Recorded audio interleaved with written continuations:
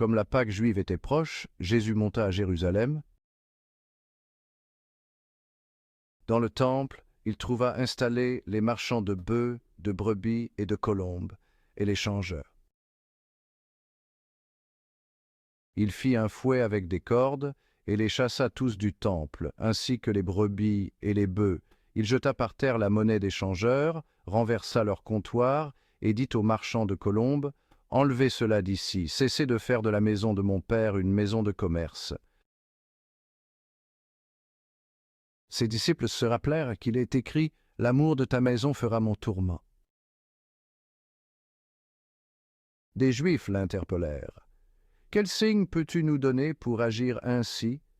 Jésus leur répondit, « Détruisez ce sanctuaire, et en 3 jours je le relèverai. » Les Juifs lui répliquèrent, « Il a fallu 46 ans pour bâtir ce sanctuaire, et toi, en 3 jours, tu le relèverais.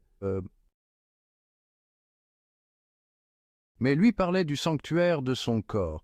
Aussi, quand il se réveilla d'entre les morts, ses disciples se rappelèrent qu'il avait dit cela. Ils crurent à l'Écriture et à la parole que Jésus avait dite.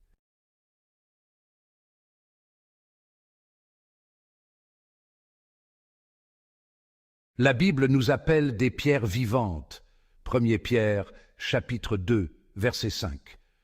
Nous ne sommes pas que des briques dans un mur, nous sommes vivants par l'Esprit de Dieu. Nous faisons partie de quelque chose d'extraordinaire. Dieu construit une maison spirituelle. Il utilise chacun de nous pour le faire. Nous sommes assemblés pierre par pierre. Ensemble, nous formons un temple saint. Éphésiens, chapitre 2, verset 20. N'est-ce pas magnifique? Nous sommes connectés non seulement à Dieu, mais aussi les uns aux autres. Nous sommes plus forts ensemble. Pensez aux bâtiments les plus solides. Ils ont des fondations en pierre. La pierre peut résister aux tempêtes. La pierre dure des générations. De la même manière, notre foi est notre fondement.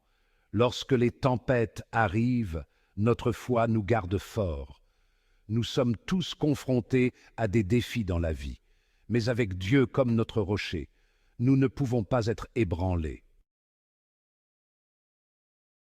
Chaque bâtiment a besoin d'une pierre angulaire. C'est la pierre la plus importante. Elle maintient tout ensemble. Jésus-Christ est notre pierre angulaire. Première lettre aux Corinthiens, chapitre 3, verset 11. Il est le point de départ de notre foi. C'est lui qui nous donne la force.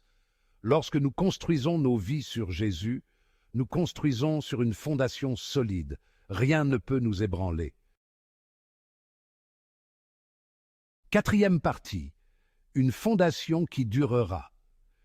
Certaines personnes construisent leur vie sur des choses qui ne durent pas. L'argent, la gloire, les possessions. Mais ces choses peuvent disparaître en un instant. Nous devons construire nos vies sur quelque chose de plus fort. Nous devons construire sur l'amour de Dieu, ses promesses et sa parole. C'est une fondation qui durera éternellement. 5e partie. S'élever. Atteindre des sommets. Dieu veut que nous continuions à grandir dans notre foi. Il veut que nous devenions plus forts, plus sages et plus aimants. Il veut que nous atteignions notre plein potentiel en lui.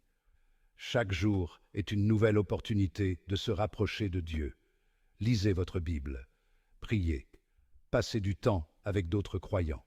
Continuez à construire votre maison spirituelle.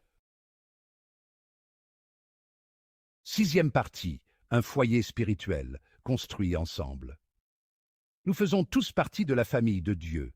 Nous sommes connectés les uns aux autres par le Christ. Nous devons nous soutenir mutuellement, nous encourager et nous aimer les uns aux autres. Ensemble, construisons un foyer spirituel rempli d'amour, de joie et de paix. Un foyer où la présence de Dieu habite richement. Vous êtes une pierre vivante. Dieu a un but pour votre vie. Allez et construisez quelque chose d'extraordinaire.